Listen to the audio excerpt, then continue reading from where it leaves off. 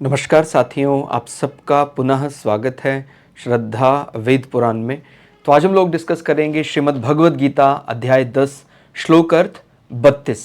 इससे पहले हम लोगों ने अध्याय 1 से 9 तक के सभी श्लोक अर्थ सरल हिंदी भाषा में दोनों ही चैनल श्रद्धा एस्ट्रो ज्योतिष, श्रद्धा वेद पुराण में अपलोड कर दिए हैं। आप में से कोई भी व्यक्ति भगवद गीता को सरल हिंदी भाषा में समझना चाहता है, आप हमारे चैनल में आएँ जहाँ आपको 700 के 700 श्लोक अर्थ मिल जाएंगे।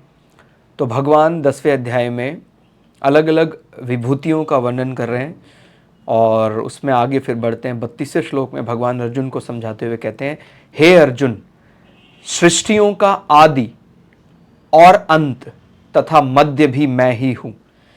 यानी किसी भी प्रकार इस संसार की उत्पत्ति, उसका मध्य जीवन और उसका अंत, उसको देखकर बहुत ज़्यादा प्रसन्न हो जाना और अंत देखकर बड़ा ज़्यादा उदास हो जाना, दुखी हो जाना, इस प्रकार मनुष्य की प्रवृत्ति जो भगवान की भक्ति में लगा है नहीं होनी चाहिए। उसको दोनों ही स्थितियों में या कहें तीनों ही स्थितियों में, यानी उत्पत्ति, पालन और प्रलय में उसको सम रहने का प्रयास करना चाहिए कि भाई बहुत बढ़िया हुआ कि उत्पत्ति हो गई, पालन चल रहा है, ये भी भगवान का ही आशीर्वाद है, और अब हमारा जीवन पूरा हो गया तो खुशी खुशी ईश्वर के धाम में जाएं, यानी अंत को प्राप्त करें। और ठीक है, हम एक मानवीय स्वभाव है, हमारा एक सामाजिक शैली है कि मनुष्य एक सामाजिक जीव है। तो जब किसी का ऐसा शरीर छोड़ते हैं तो सभी दुखी होते हैं, लेकिन उसमें ऐसे उतावले ना हो जाए कि अब सामने वाला चला गया तो मैं भी नहीं रहूंगा। क्योंकि देखिए, ये भी एक प्रकार का दंभ है, मेरा अहंकार है कि नहीं, मेरी मर्जी से ही। तो फिर उसमें फिर ईश्वर की भक्ति कहाँ रह जाती है। जिस प्रकार हम देखते हैं कि भगवान ने अपने जीवन में भी सिखाया, जब भगवान ने अपना अवतार रूप में धरती पर आए, भगवान श्री राम, तो कैसे पिता से इतना प्रेम करने के बाद भी और केवल पिता की आज्ञा के लिए वन गमन उन्होंने स्वीकार किया। इसी प्रकार से अपने छोटे भाई भरत को भगवान राम कितना प्रेम करते थे, और जब वो उनको मनाने आए तो तब भी भगवान राम ने कहा कि स्नेह तो मैं आपको बहुत करता हूँ, लेकिन केवल धर्म का पालन अगर हम नहीं करेंगे तो फिर समाज में, लोक व्यवहार में ये गलत आचरण फैल जाएगा। तो इसीलिए हमें धर्म का पालन करना है, प्रेम करते हुए भी। इतना प्रेम करते थे भगवान राम भरत से, और भरत भगवान राम से कितना प्रेम करते थे।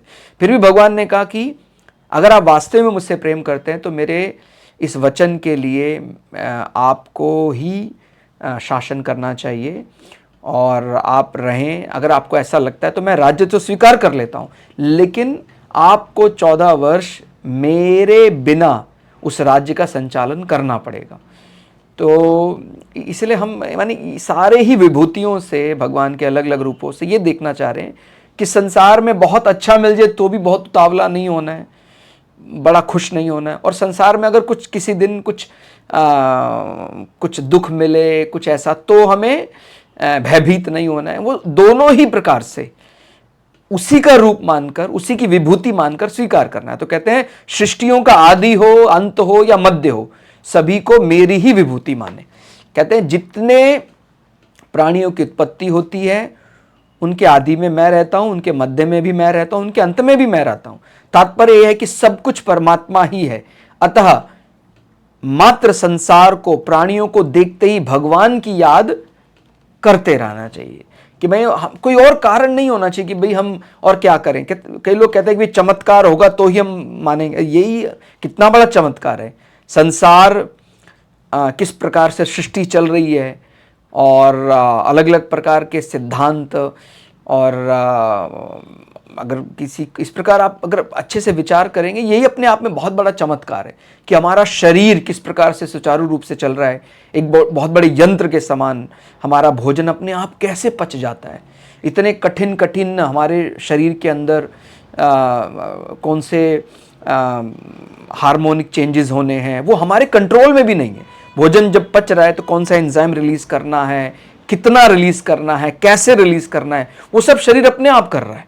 वो मेरा शरीर होने के बाद भी मेरे अधीन नहीं है। तो एक प्रकार से वो एक मिरेकल ही है, चमत्कार ही है। लेकिन अगर उसको हम अपने अधीन कर पाए, तो बोलते हैं ना भी मेरा मस्तिष्क उस स्तर पर पहुंच गया कि मैं अपने शरीर का इम्यून सिस्टम में, अपने शरीर का मेटाबॉलिज्म सब कंट्रोल करने लग जाऊंगा, उसको काबू कर पाऊंगा। तो धीरे धीरे बढ़ाने से बुद्धि के विकास को समझ में आने लग जाता है कि संसार में जो भी कुछ है वो चमत्कार और वो उस परमात्मा के साथ ही जुड़ा हुआ है। तो हर गतिविधि को किसी का आदि, मध्य, अंत ईश्वर के साथ जोड़कर देखेंगे तो संसार में रहकर भी हम मोक्ष की ही यात्रा में लगे हुए हैं। या हम कह सकते हैं कि कोई भी सांसारिक कर्म हमें कर्म बंधन में मुक्त नहीं, माने बांध नहीं सकता है। कर्म बंधन से मुक्त होने के लिए आप जानते हैं कि आपको कर्म योग सिद्धांत को अपनाना होगा। तो संसार में रहें, प्रारब्ध जो भी रहा, लेकिन उस कर्म फल को केवल अपने लिए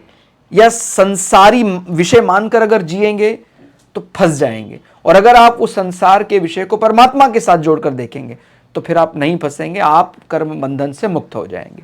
आगे क्या बोलते हैं, मैं विद्याओं में आध्यात्म विद्या अर्थात ब्रह्म विद्या। तो कहते हैं कि भाई विद्या के बहुत अलग अलग रूप हैं।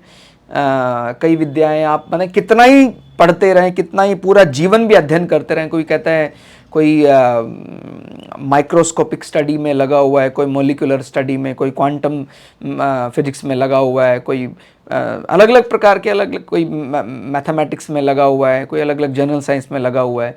तो कहते हैं वो कितना ही पढ़ लें उसका ऐसा और बढ़ता जाता है, उसको और पढ़ना चाहिए और पढ़ना चाहिए, ऐसा लगता रहता है। कहते हैं जिस विद्या से मनुष्य का कल्याण हो जाता है वे आध्यात्म विद्या कहलाती है।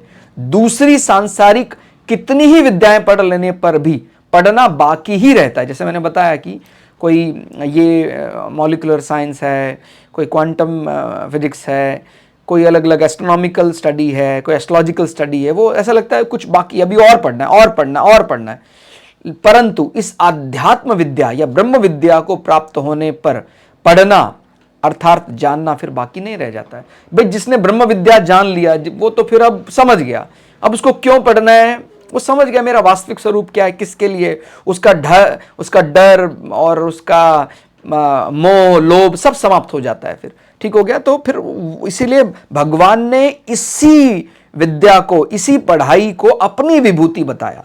यानी पढ़ने में जितने भी अलग अलग प्रकार की विद्याएं हैं, कोई कहता है कि मेरे को अस्त्रों का शस्त्रों का सब ज्ञान हो गया, उसके बाद भी फिर उसका अलग अलग उसमें दक्षता आदमी सीखना चाहता है और दक्ष बनना चाहता है। लेकिन कहता है कि जो ब्रह्म विद्या जिसने जान ली, आध्यात्म विद्या जान ली, अब कुछ और जानना शेष ही नहीं रहता है।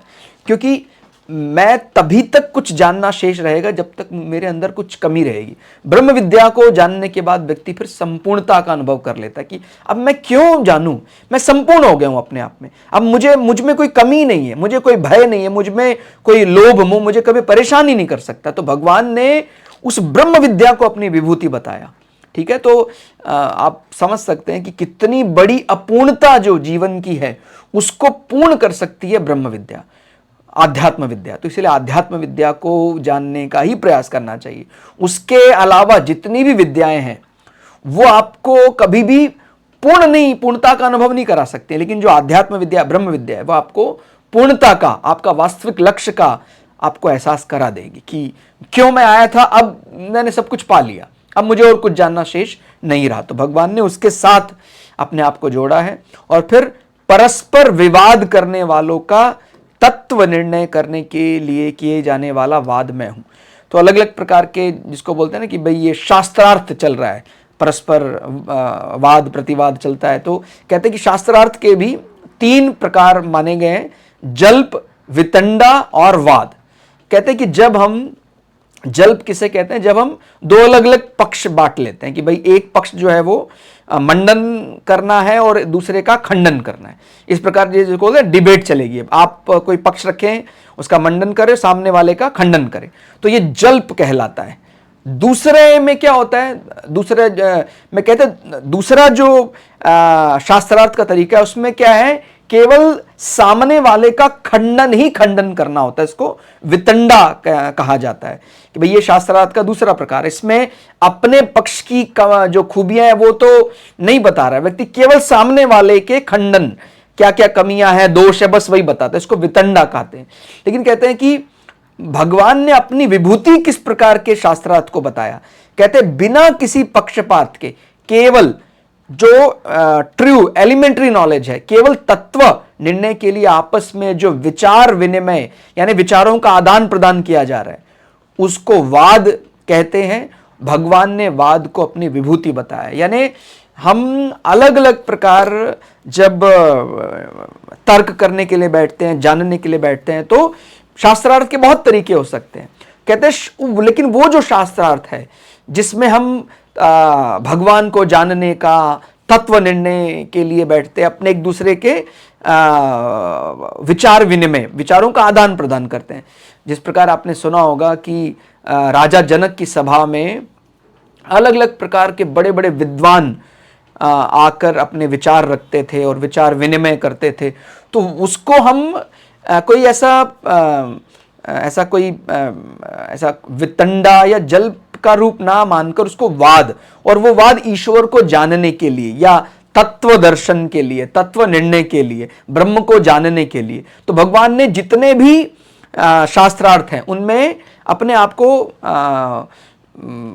उस प्रकार का वाद बताया जो हम ईश्वर को जानने के लिए, तत्व निर्णय के लिए करते हैं। तो इसलिए बिल्कुल संसार में धीरे धीरे शास्त्रार्थ में व्यक्ति को प्रवीण होना चाहिए। और अगर जब पहली सीढ़ी है तो जल्प भी करेगा, आगे बढ़ने के लिए वितंडा भी करता है, लेकिन जो वास्तव में ही हमें हमारा लक्ष्य दे सकता है वो वाद जो विचार विनिमय ईश्वर को जानने के लिए किया जा रहा है, वो हमें लोक सहित परलोक में शांति देने वाला होगा। तो भगवान ने उसको अपनी विभूति बताया है। तो इस प्रकार भगवान बहुत ही सुंदर 10वें अध्याय में हर जगह प्रकृति के रूप में अपने आप को देखने के लिए कह रहे हैं। कहते हैं कि कभी मैं सृष्टि के आदि में, कभी मैं मध्य में, कभी मैं अंत में दिखाई दूं। मैं सभी विद्याओं में हूं, लेकिन कहता हूं उनमें भी मैं विशेष रूप से जो आध्यात्म विद्या है, जो ब्रह्म विद्या है, उसमें मुझे देखा जाए। और इसी प्रकार से जब आपस में जब हम कोई वाद प्रतिवाद अगर कर रहे हैं, तो वो वाद जहां पर हम केवल तत्वज्ञान, केवल ब्रह्म को जानने के लिए विचार विनिमय कर रहे हैं, उस वाद को भगवान ने अपनी विभूति बताया है। तो आज के इस श्लोक अर्थ में फिलहाल इतना ही। श्लोक अर्थ आपको कैसा लगा कमेंट करके जरूर बताइएगा। मिलते हैं अगले श्लोक अर्थ के साथ, तब तक के लिए आप सभी को प्रणाम, धन्यवाद।